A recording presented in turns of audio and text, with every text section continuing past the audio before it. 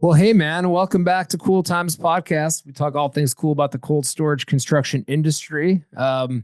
We have an exciting podcast today. Our boy Dave in the house. Welcome, Dave. How are you? Thanks for having me. Really excited to be here. Yeah. Honored to have you. We've been Thank planning you. it for a minute. We have we Nice. did talk about it. We talked about it at Icon. Yeah, even around the campfire in the Northeast at the stay and play golf, Yeah. Yes. So it's been a while. This has been in the works. Yeah, man, of course. Absolutely. Well, Dave, tell us a little bit about yourself, what you do, where you're at. The audience wants to learn from you. Sure. I think the easiest way to frame up what I'm up to these days and what the role here is at Newmark is to give you a little bit of a history lesson. Love it. I'll try to make it the Cliff Notes version so I don't bore your listeners to tears. You will not. Back when there was cowboys and Indians and I had hair and a jawline, I ran a territory for a material handling systems integrator out on Long Island, a local Raymond dealership out there. So all aspects of, big boy business to business, consultative selling, material handling solutions, project management. From there, did about 7 years running the new business desk at the New York City branch of C.H. Robinson. So buying and selling North American transportation capacity. Okay. From there, did a decade with Preferred Freezer Services, the last 18 months of which post-acquisition Lineage Logistics. Various commercial roles there. When I left, I was the Eastern U.S. director with their logistics division. And then got recruited to start talking to a company called Bridge Industrial based out of Chicago. For those of you that don't know Bridge, they are a infill industrial real estate developer. Chicago-based offices in New Jersey, Miami, LA, San Fran, and Seattle, and I ran their cold storage division. Yep. And I kind of joked around with them when I was interviewing with them, like, fellas, I don't know the first thing about industrial real estate. And they laughed and said, we know. But with your background, we'll get you dangerous right quick. And we don't need help there. We got plenty of guys and gals that have that licked. What we need help with is somebody that can help us walk the walk and talk the talk of a cold storage end user. Oh, yeah. And in that regard, I would say they were pretty smart. You could situationally feel people relax, knowing that the dude across the table from them understood the contortions and backflips that one goes through when running one of these buildings, dealing with inspections and port logistics and Friday night LTL nightmares and bad tickets and inventory and all of that kind of stuff. So very good experience there. And then now I'm kind of running the cold storage practice group here at Newmark. I sit in Newmark's industrial advisory group, which is Newmark's probably largest P&L within the group, focuses strictly on industrial aspects of transacting on dirt and land and development and leasing and capital markets and debt and structured equity. Obviously, me being hyper-focused on the cold storage component. I am a broker. I'm expected to do all of the things that a broker would do, but of equal importance would be be a subject matter expert in helping transact from a development and lease up activity perspective, be a resource for the greater Newmark network to help them navigate a cold storage deal if and when it comes along, and generally just foster, the well-being of this particular vertical within the Newmark family. Hopefully that's the short enough version for you guys. That was great. That was great. I'll level with you. I had no idea you did all that. Yeah. Yeah, but the joke that I like to tell people is that I am a logistician disguised as a real estate professional. Yeah, no kidding. I like it. Yeah, it makes sense. That's pretty wild thinking about your role back when you're at Preferred and having the inspection nightmares and inventory nightmares, and that looking back, like we as builders and most of our listeners are in like we all go to all the common trade shows, but like cold storage construction, like all of us just think of like building the buildings. But man, when they're built, just to think about everything that goes into managing a warehouse after the fact, from, random inspections and how you take care of the facility and inventory, man, you had to deal with all that. And look, and from your perspective, the design and the quality of the building actually plays a massive role into your ability to manage those scenarios. Sure. And it starts, all the way from design to actual delivery and ability to keep it clean with modern compliance standards and everything. Yeah, I mean, as the logistics player in the room, oftentimes we were, trying to stick the landing with short notice on releases of containers for imports, scheduling those with very busy facilities. Maybe there's a customer that has freight on that container that needs to hit an outbound truck within a shortened amount of time. So, all of it plays together. It's quite a ballet. Yes. Yeah. Do you have any like designers, the architect or design builders come to you and say, hey, based on your experience, we would love to see a building designed this way? Yeah, quite a few. But, I would say less so these days. A lot of folks have gotten kind of smart on it in recent Mhm. years. Sure. But when I first started with Bridge back in early 21, there was a little bit more of those type of inquiries, especially from developers or development partners. Hey, how should this look and why? And I Yeah. think, it can vary wildly by market and the type of freight that flows through that market and what are the constraints that that freight brings along with it. And so I Sure. don't think enough folks are really thinking through that thoroughly enough a lot of times. Yeah. I would imagine they're doing like I always find that fascinating, like the land studies on traffic patterns Oh, and yeah. where to put a building. And those land studies are always they're always very interesting to me, like where to put these buildings. That's a big part of what the engineers on our team do on a day in and day out basis as I engage folks. Sure. Example I'll give you, literally hung up with a buddy of mine yesterday. He's working with a dairy client that says, we need a dairy facility that can do, high temperature processing and pasteurization, and The it needs to be HPP. it needs to be, anywhere in New Jersey, Pennsylvania, or Ohio, or maybe Michigan. And I'm like, whoa, whoa, whoa. Like, that's first of all, in real estate terms, that's a massive area. Oh yeah. And that when we do a sweep of properties, it's going to literally turn up thousands. So Yeah. Mhm. let's ask your client some questions that might clue us into, their inbound and outbound transportation, the kind of labor that they might need, access to highways. Is it imported, inbound imported product? Probably not because it's dairy, but these are the type of questions that we all should be Sure. asking to really dial in on optimizing that client's network and making sure that we're placing brick and mortar where it should be based on their lowest available landed cost of doing business. Absolutely. There's so much that goes into it. Yeah. It's pretty wild. It's funny to think about it, like based on like we're a subcontractor on buildings of this type, like to think about all of the conversations and questions and things that had to go into consideration before we got to that point where we show Yeah. up. Mhm. I wish Yeah. there was a quicker way to get to that answer, honestly. Yeah. Sure. I joke around with people all the time that, you could close a pretty sizable deal in the public refrigerated warehousing business in an afternoon. Mm.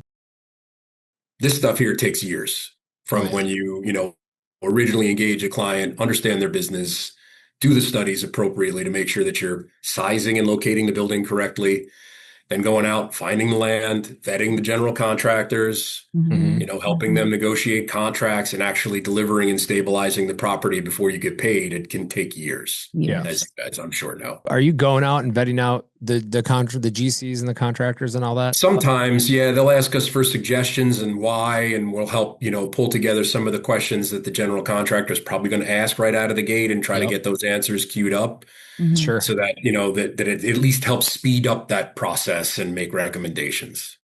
Have you ever had a client that was like adamant about being in like a certain area, even maybe if it was against like your best recommendations? Like, Sure. how do you handle a situation like that? I mean, obviously, we got to give the client what they want, but For sure. Look, in that scenario, they're writing the check, right? I mean, true. you can make recommendations and you can back it up with findings and data and studies, and Mhm. you'd be shocked. And I've been around the block a long time, how many folks that deploy businesses into areas of the world simply because that's where their family lives That's where the and Yeah. that's where they want the building. Yeah.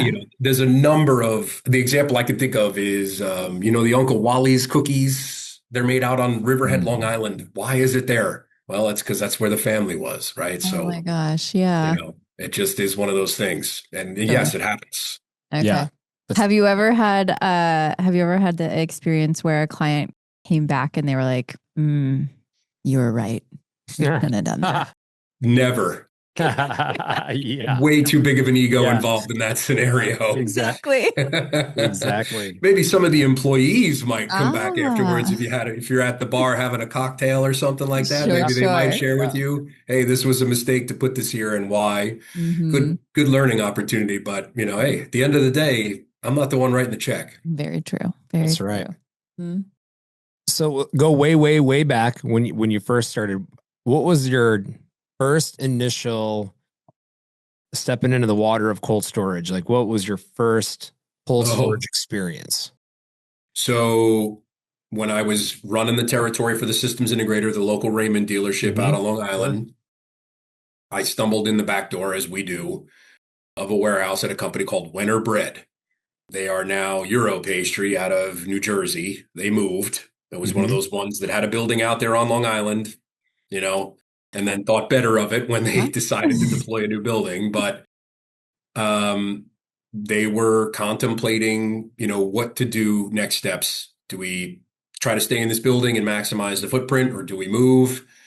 What are our options? And back then, people didn't readily have AutoCAD drawings available so that we could put in lay-in racking systems and stuff like that. So you oftentimes had to go in and physically, either with like a laser or just a straight up Fat Max tape measure, and catch the top load beam and measure a building, column spacing, the actual footprint, the whole thing. And so I had to arm myself with a freezer suit that they gave me and a pencil, because your pen stops working. Yeah, you learn that fast. You And learn I that real fast.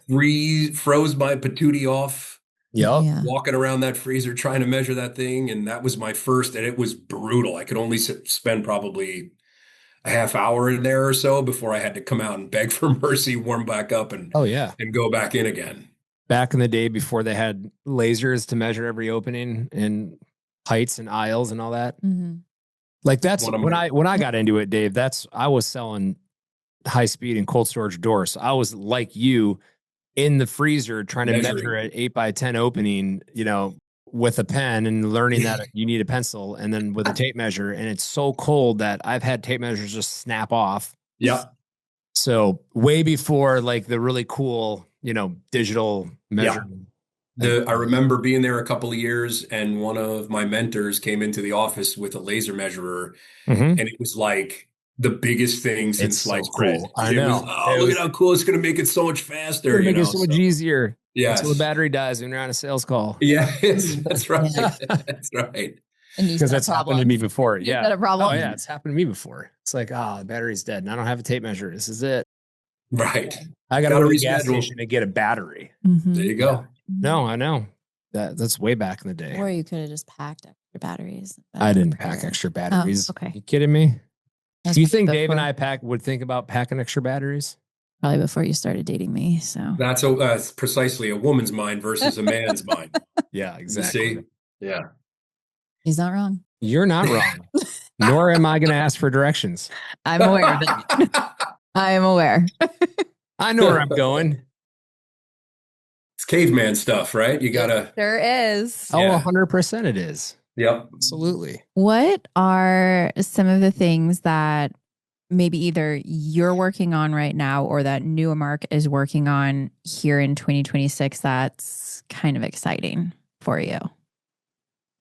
Exciting for me personally. That you're allowed to talk about, of course. Yeah, I don't know that there's any specific, initiative or project in particular that I can point to, but just general terms, Newmark has demonstrated since I've been here, now it's about a year and a half, a voracious appetite to add talent and process and data capture and quality reporting. And it just makes us a valuable partner to anybody that's looking to transact on one of these buildings. And so we've got some really, really smart people on the team and some really sharp marketing folks that are helping us take that intelligence and turn it into whatever, reports, social media posts, you name it. And so that's, I think, the thing that kind of excites me is just the general process and the talent that they're circling the wagons with. That's awesome to be putting that investment into how the company is then positioned and seen by clients and future clients. Big time. That's good I mean, stuff. look, It's a it's good investment. global, publicly traded firm, right? You got to stay Yeah. on the forefront of this stuff. So it's Mhm. important. Absolutely. Yep. You know, Dave, I was creeping your LinkedIn, man, and I noticed you liked the RFK article about the dietary guidelines, Yes. and you're a Yes. fan. Yeah. Well, I mean, selfishly for the cold storage industry, obviously, if we get people to start eating that pyramid the way that he'd like to see it done, that's going to help bolster the industry. That's But right. I've also been a believer in that type of dietary Oh, of guideline course. for a number of years. Yeah. You Well, can't you look convince it, you me. look it. You can't convince me that, eating a steak is a bad idea. I'm sorry. Exactly. I agree. I'll never be Eating it able every to. day, maybe not, right? But Yeah. like it's a protein, it's going to be a building block of your body, and I just believe it. 100%.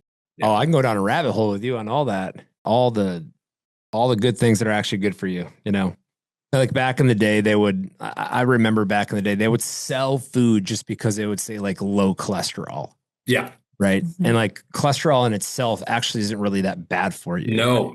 Well, and think about like low fat too. Yeah, Like I've been reading low articles fat. with that, like Yeah. how, okay, they made all of these like low fat options Yeah. available for people, but really that was just like an increase in sugar. So Correct. Take like sugar. high sugar. Which is So food it's for like, cancer.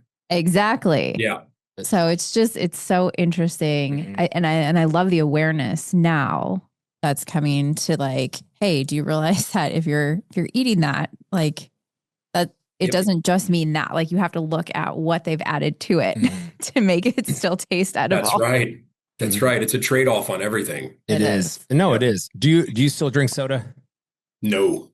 See, I need to cut it. It's bad. I'm a huge Coke Zero guy, and Yes. it's like my favorite. Sometimes I I'll might watch you crush have 3 cans. I might have 3 sodas an entire year, Oh, literally. that's like a day for him. Yeah. A day. You don't do it every day, Yeah. but I have seen you crush 3 sodas in one day, and I'm like, bad. dude, nuts. Maybe not soda, but beer on the other hand. Ah. Now, that's a different animal. There you go. See, and like I'm not a huge beer guy. Well, you used to be. You used to drink beer, and then you had a little gluten intolerance thing. And then I became a real big fan of margaritas and tequila. Just Again, one for the the other. trade-off. That's all. It's just a trade-off. It's fine. Everything's fine. Everything's fine. I'll just move over here. I started drinking tequila because The Rock said it's the healthy stuff to drink. I'm like, oh, okay. Yep. All right. It's supposed to have like the lowest glycemic index, supposed That's to be the least disruptive to your gut, the whole 9 yards. So And yeah. I thought I would look like The Rock Yeah. if I drank it. Yeah. Well, I think I wish it were that easy, Vince. right. I also think he means like just tequila, not tequila with agave and all of the other stuff that you put in it. Added margarita stuff. That's fine. Anyways, Well, do you think, like, from a food standpoint, obviously RFK has, like, we can talk about this because I talk about whatever I want on the show. I don't care about talking Your about show. don't care about politics, but That's he right. has a lot of really good ideas about our health system and food. And a part of me thinks, like, has any of that even happened yet? I mean, I feel like it should have happened by now, Yeah, there's a lot of news on him, especially in social media about, his efforts and what he wants to see done. And people could disagree with me, but I am, for the most part, 100% on board with what he's trying to foster. The general for concept, sure. which is, it seems like a no-brainer. Like, this yeah, like natural foods. Why would we be against this? Sure. Unfortunately for him and us, a lot of the folks that I got to be careful how I say this. A lot of the folks that are engaged on Capitol Hill to foster businesses, and I think he might run into more roadblocks than he thinks. Yeah. In theory, I love what he's trying to accomplish. Sure. As just like I think everybody wants a healthier America, right? And better, healthier food. we get to see it when we build new construction jobs, and you see these new natural food companies building a building. And my buddy just launched a tortilla chip company in California called Vaca Chips, and it's organic tortilla chips made in beef tallow. So no seed oil. I've seen them. So, there's two brands out there. There's Maca, and his brand is Vaca, VACA. Nice. So give a shout out to our boy Brian Gibb at Vaca. A little plug. I like it. You know what? It's cool. We'll send you some. It's cool to see that though, like to see people who are like, I don't like what's happening here. I'm going to create something that fills this space. Yeah. I think, a lot of that will come along with, and I think it's starting to happen, Americans getting a little bit smarter about what they put in their bodies. Yeah. Sure. And what they buy off the shelves. And that will drive the providers, the importers, the manufacturers to pivot and make changes based on the buying habits of the average American.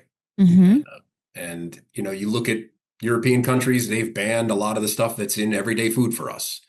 Yes. I think it's just going to take time, but America is, I think, starting to get smarter at it and reading labels and being a little bit more conscientious about what they put in their bodies. Yeah, I was going to mention that we go to Europe once a year now, and just even the quantity that they provide in like a dinner is the portion size. They're so much smaller. Yeah. I mean, you won't find, you can't find, is it Red 40 in Europe, right? No. There's a lot you can't find in Europe. I know, right? Like the stuff that they don't allow there, it's all over the place here.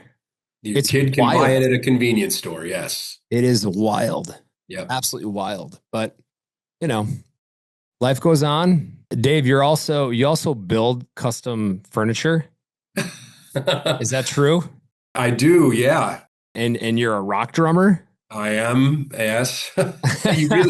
You did some digging. I see you. All right. We do our research. So what are you rocking out to these days, man? What do you play? I play the drums. I've been playing the drums since 13 years old. The bassist and the one guitarist in my band and I have been playing together since we're 18 years old.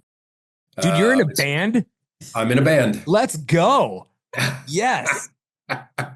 Can we I love it. Performing. I want to download one of your songs and have it as our intro song to this podcast. There are a couple you can find online. We're working through maybe re-recording some of them. A lot of it's published. You can look us up. It's called the Ghost Rodents is the name of the band. Yes.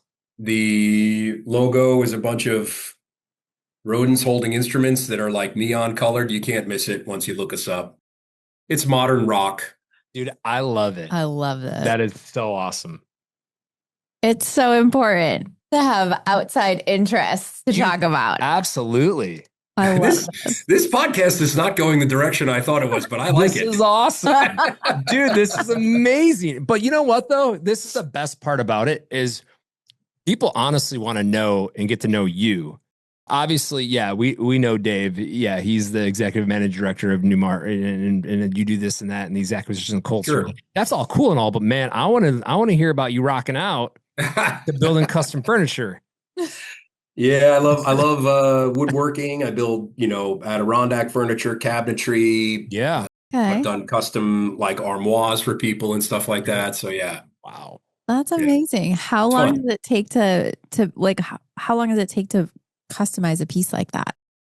I can build a pair of Adirondack chairs, honestly, probably in like a weekend. It's really not that tough. Okay. I've got the process pretty dialed in now. The finishing takes time because you're sanding and staining and, putting polyurethane or some type of a marine grade, varnish on them or something like that, depending on what you want to do. Yeah.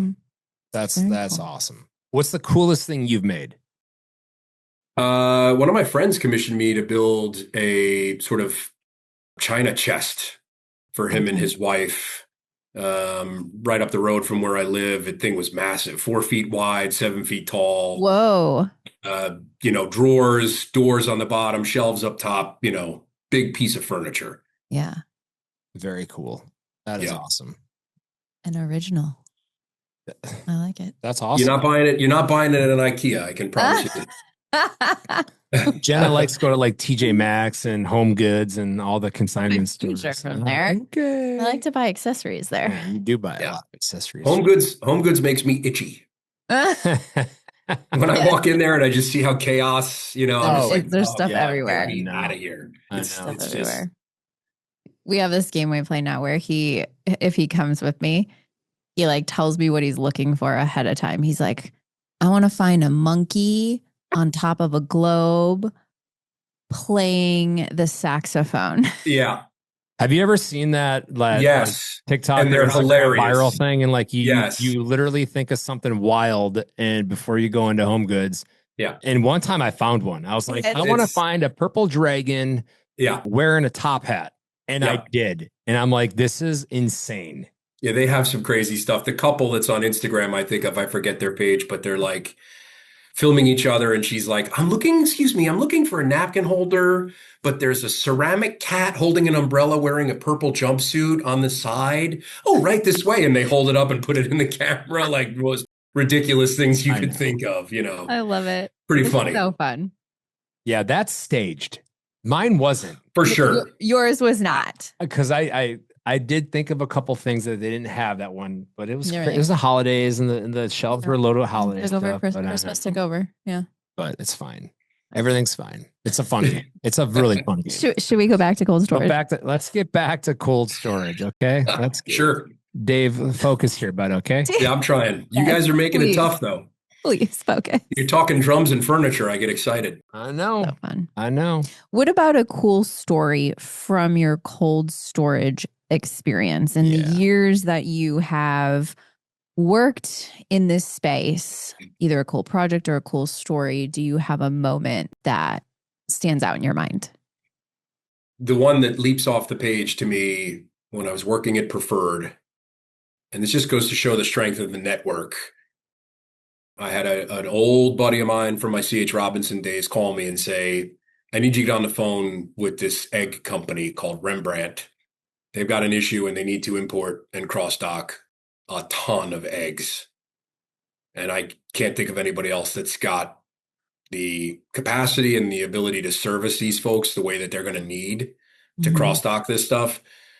Robinson will handle all the outbound trucking, but we don't want the port logistics and the cross-dock. Can you guys take care of that for us? And we got on the phone a couple of times. They apparently had an avian bird flu situation out in the Midwest and had to cull, if memory serves, a couple of million head of chicken.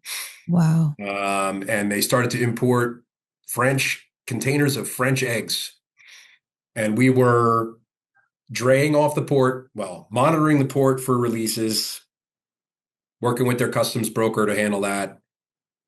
Once released, coordinating with the warehouse for the actual pickup out of the terminal, the drop at the warehouse, coordinating then with the outbound trucker to make sure that they were there to handle the swap. And if I'm not mistaken, there were some occasional USDA inspections that were involved along the way as well to make sure that the product was meeting standards, I think. But we were doing between two buildings north of 25 containers a day. Wow. Inbound and cross-docked, and it was a very good year.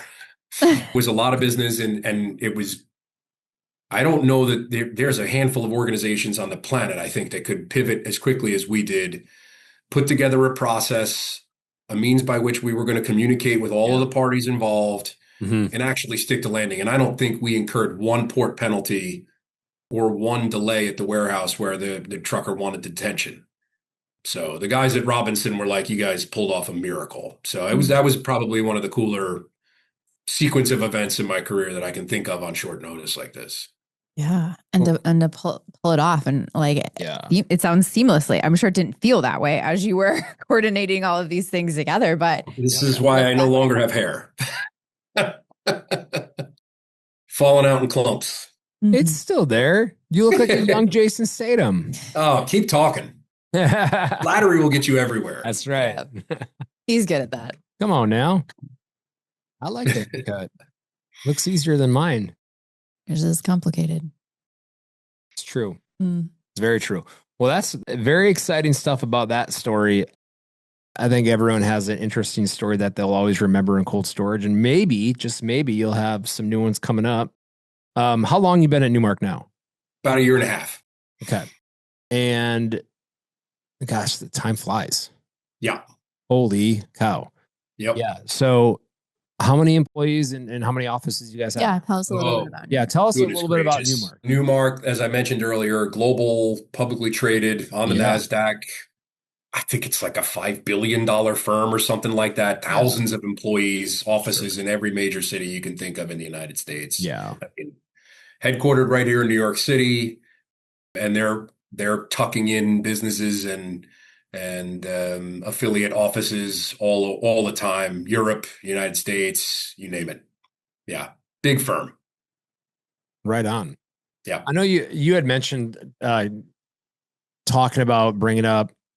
I thought I remember him saying talking about bringing up like new young talent and whatnot. And is that something that you are trying to task Newmark with, bringing in young cold storage professionals to help grow that side of things? Not me personally, but there are, in the real estate business, I came into this business very late. Most folks that are getting into commercial real estate start in their 20s. And that's because you've got to build a book of business as a 1099 employee to be able to survive, right? And so Newmark made some interesting concessions with my deal so that I could come here and have the runway to achieve that, which I am eternally grateful for. Thank you, Newmark. But there are a number of young folks right out on the floor that I regularly interface with and mentor with respect to what a building should look like, where it should be and why, and how we engage these customers and what they focus on and all of the things that are associated with getting one of these things to come across the finish line. And I personally find that part of the gig very fulfilling. I bet. You're sharing your expertise.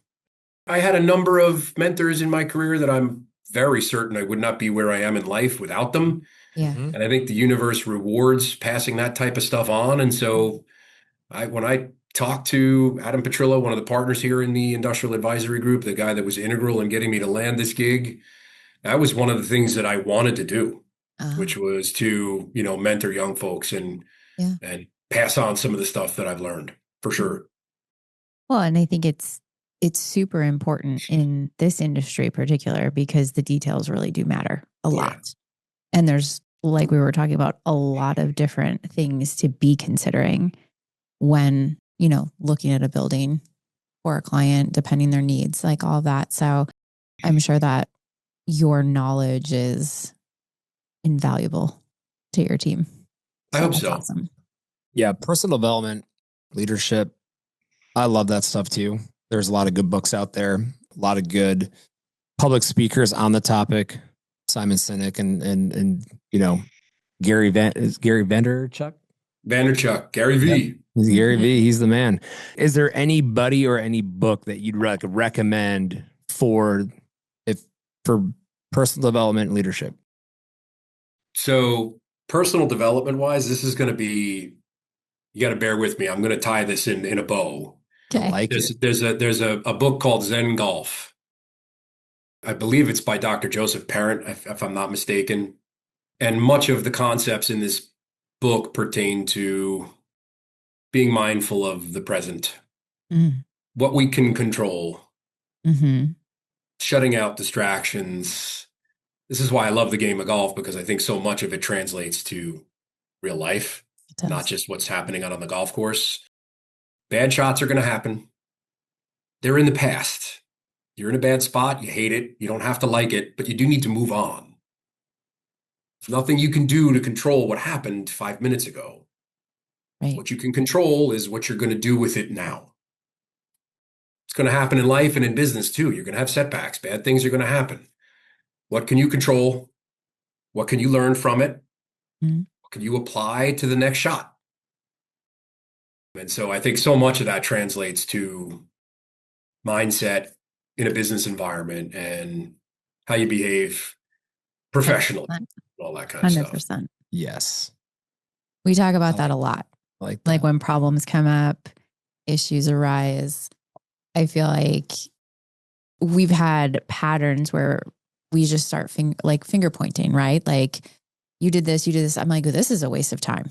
And Yes. like that, it's done. So how are we working together to get out of this? We talk about that a lot. Like, how are we problem solving together? Yep. Because that's where we need to be. Because that, like you said, it's behind. Like, it's uncontrollable. There's nothing you can do about it. It's over. It's only Yeah, about so your reaction. I now found to that it. book to be immensely helpful in how I approach a lot of things, not Yeah. just the game of golf. Mindfulness, right? Absolutely. Future's unknown, Mm-hmm. past is gone, can't change it. Hey, you got to enjoy the present, focus on what you can control, Absolutely. and Some be life in the moment. lessons. I like it. This episode is brought to you by Fastener Systems, Inc., otherwise known as FSI. Serving the entire cold storage industry, FSI is your go-to source for high-performance fasteners and thermal supplies. Built to last, trusted by pros. Let's get to work.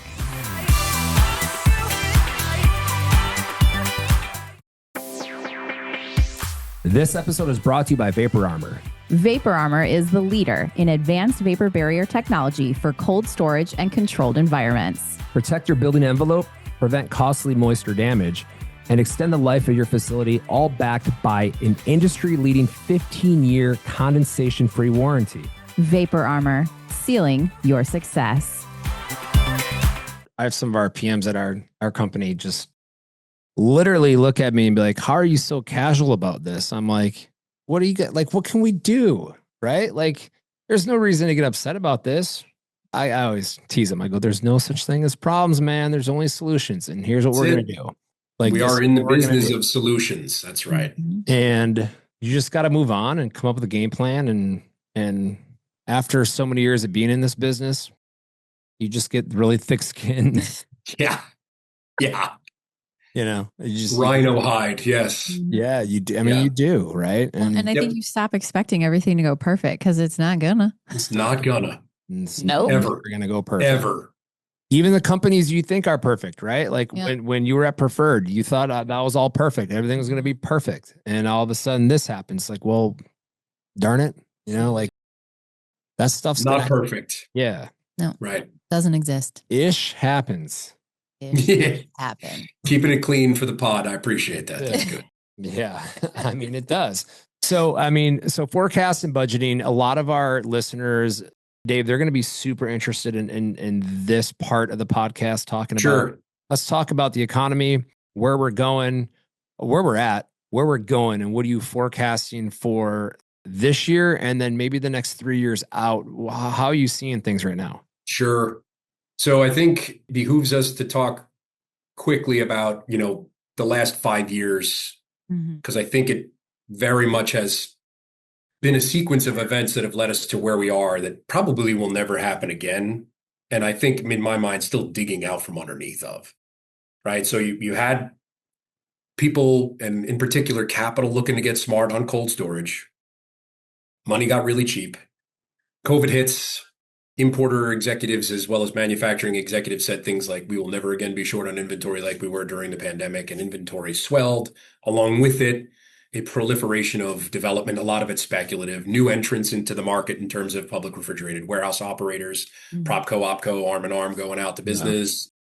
Yeah. And then, the market downshifted and the Fed messed around and did what it's did. And those same executives' ability to borrow against said inventories was significantly diminished.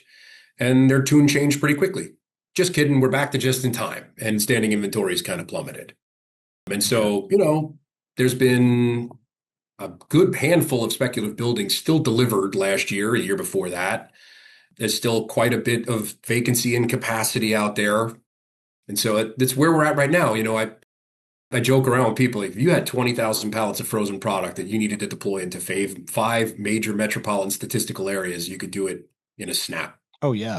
They're out there. Yeah. That years ago when I was working at Preferred, that just was not the case.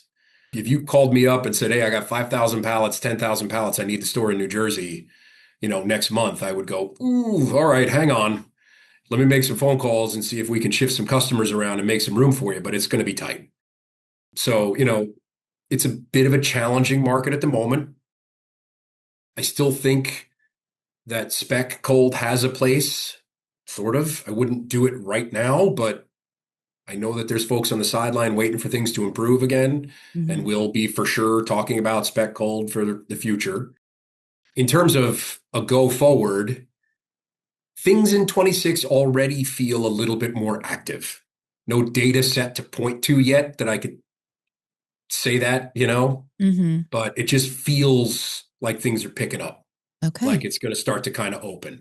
I don't think it'll get floodgate open in 26. I think we'll see a slight improvement in standing inventories. I think the Fed might bring interest rates down a hair here, not on this first session, but maybe the next two, which will help.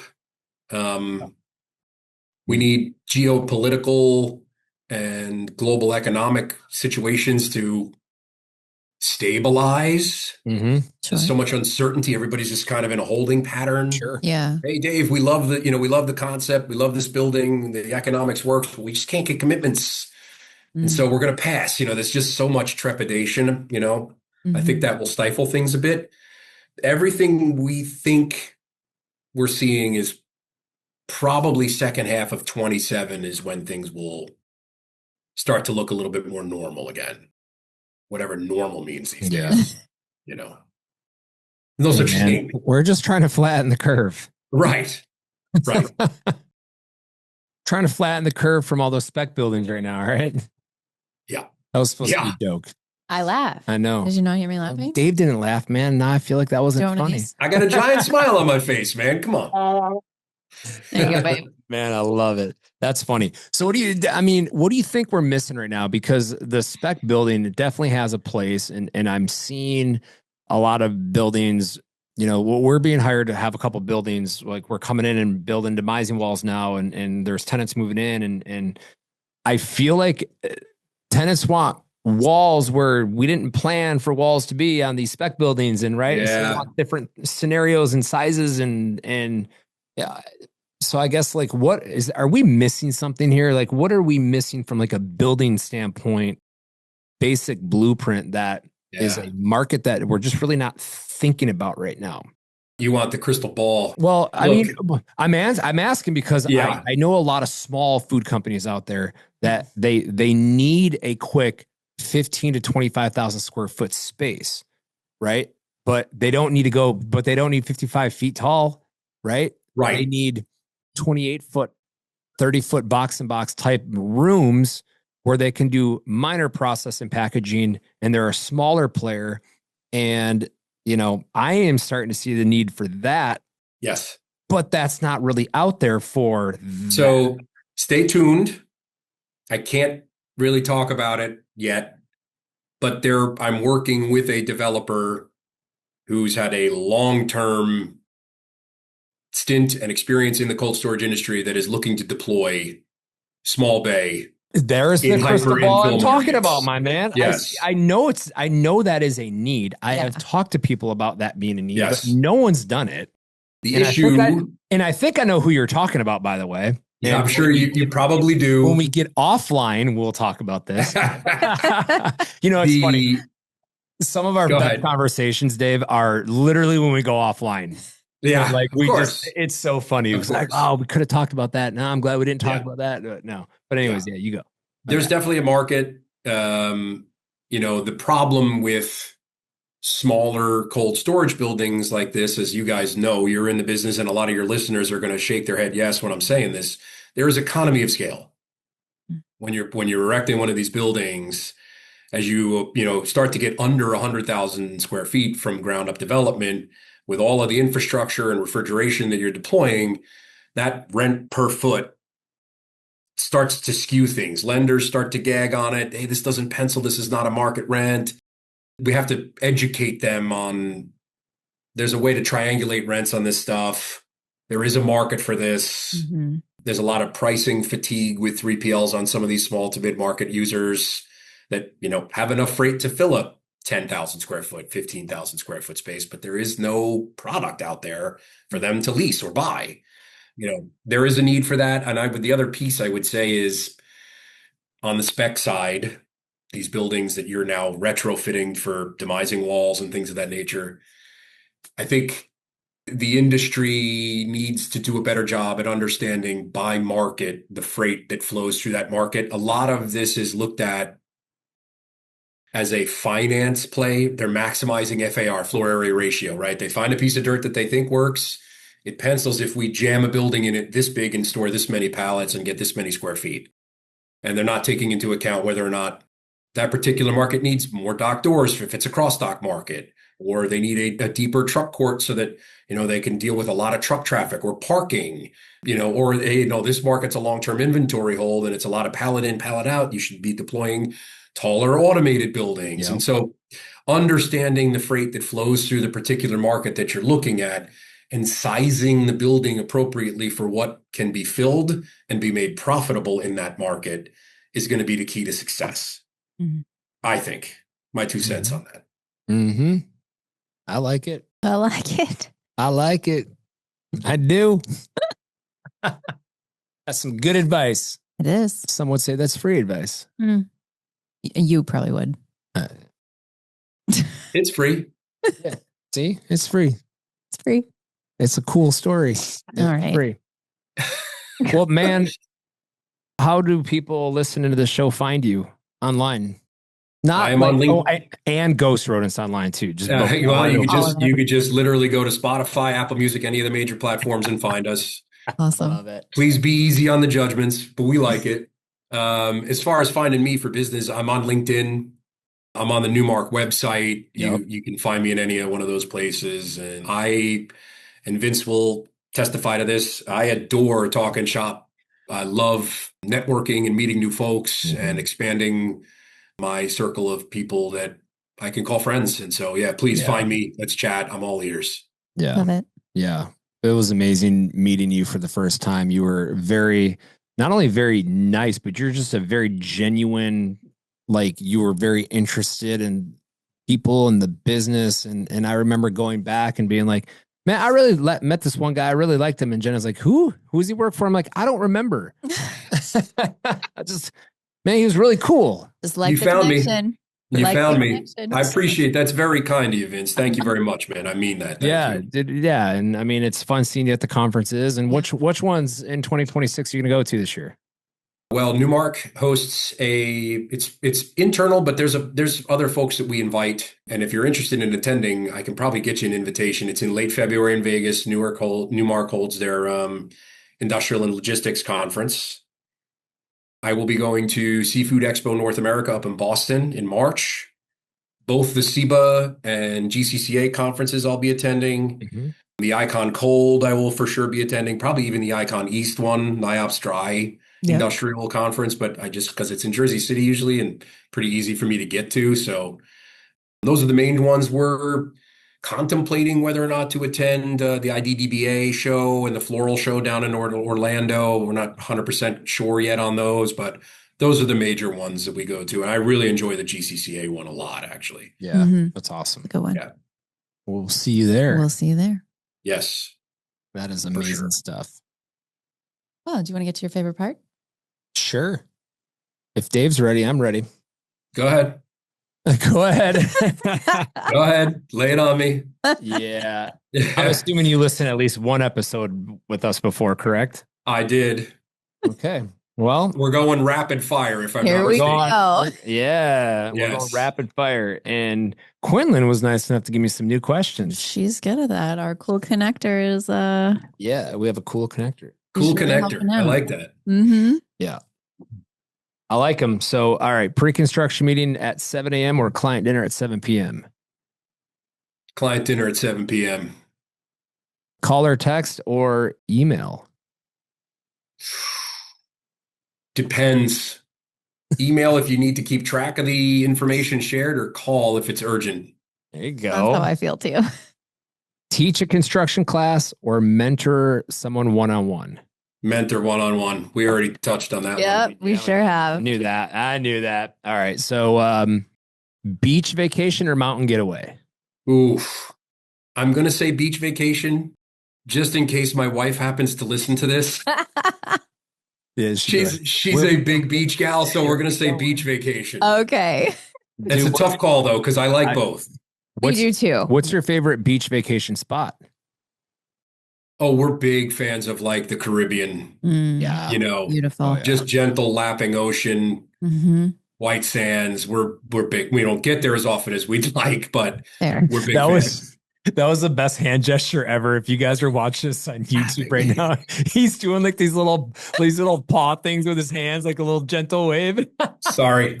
That was awesome. Sorry. Little gentle wave. We have a visual. We have visual because we are on YouTube. I'm just saying. I'm just saying.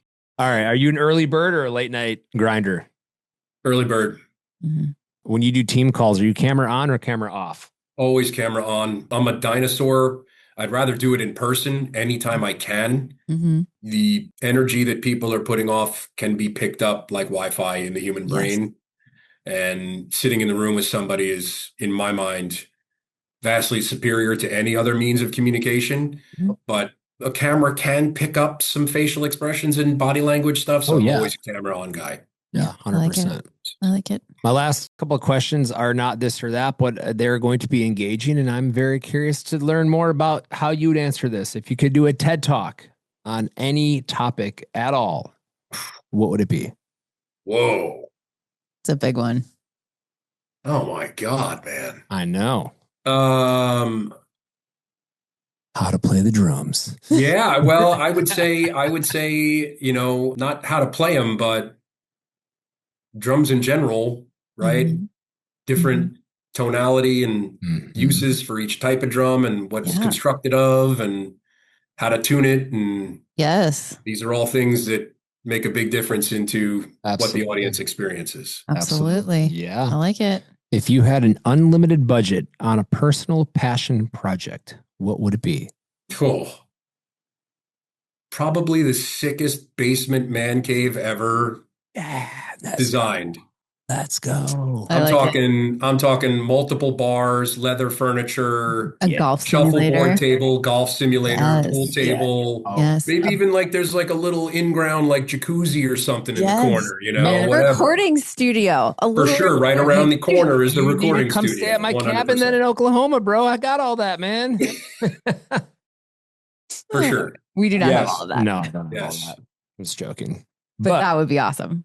That is amazing. All right. This is the 2026 question. Question of the year. Landman Okay. or Yellowstone? Oh, we love them Right. both. I know. We love them both Mm. and don't miss an episode of either. Mm-mm. Man, right now it's Landman.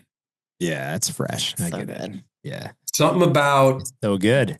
something Now, about don't Billy rip because Bob. there's listeners right now that haven't seen Something everything about yet. the Ali Larder and Billy Bob Thornton chemistry between those It's two. amazing. They're hilarious. Yes. We watch it religiously. So good. We don't miss It's it. so good. It was funny. I listened to an interview with Billy Bob Thornton, and they were asking, like, in real life, how is your relationship with Ali Larder? And he's like, it's exactly how it is in the show. I saw She that clip. bosses me around. And I was like, perfect. You're first on the call sheet. You're not eating at a diner. Yes. I remember. Let's go to the steakhouse, please. Yeah. Love Yep. it. So good. It is so good. It's a great show. She's easy on the eyes, huh? Gosh, she doesn't Very. age. Yeah. She looks the same. It's crazy. I first saw her on Varsity Blues. Yeah. You know what I mean? Whipped cream Yes. bikini. I actually think Bingo. she's prettier now. I think she's I would prettier agree. now. I actually would I agree would- when with she that. was in Varsity Blues. I would agree with that. I Absolutely. would agree with that. Beautiful. Yeah. Yeah. And she plays that character so well. So good. They better pray that she doesn't leave that show because that role will be impossible Impossible. to recast. I mean, Impossible. you can see why he gets annoyed with her, but then she's so endearing at the same time. I'm like, it's beautiful. Like, I love it. It's a enigma that I have a friend who shall remain nameless, but if he's watching this, he knows who you are. He's simultaneously the most infuriating human being on the planet, and yet someone you would step in front of a bullet for right away. Yeah. It's one of those guys. Mhm. She's Love that it. person. Mm-hmm. She is. That's awesome. Totally. Well, thank you. Thank you for your time. Thank Yeah. you for sharing your story with Do you have us. anything else you want to share with our lovely audience? No, I think you guys picked up on all the high points here. I'm sincerely appreciative of being here, having this platform to chat with you guys. And yeah, thank you. It's been great. Really enjoyed Very, it. very cool. It's awesome. And thank you for coming on and taking the time to be with us. And without you, our show does not exist. Nope. And otherwise you just hear us bicker at each other for an hour and a half. So That was fun. That was fun. but I mean, yeah, you guys can watch all this on YouTube, Cool Times Podcast. Hit the red subscribe button. You guys can listen in your car, on your way to work, going to the gym, at the gym, or wherever you may be on Sirius XM. Just kidding. I made that up. Yeah, you are making that up. Just made that up. We're No. not that cool. We're not that cool. Apple Podcast and Apple Pod, Spotify. sure. Yep, Yep. we're on Spotify and Apple Podcasts. You guys can subscribe to that and show some love there. And man, I appreciate you, my guy. Thank you so much. And man, we'll see you soon. Okay. Thanks, guys. See you soon. Take care.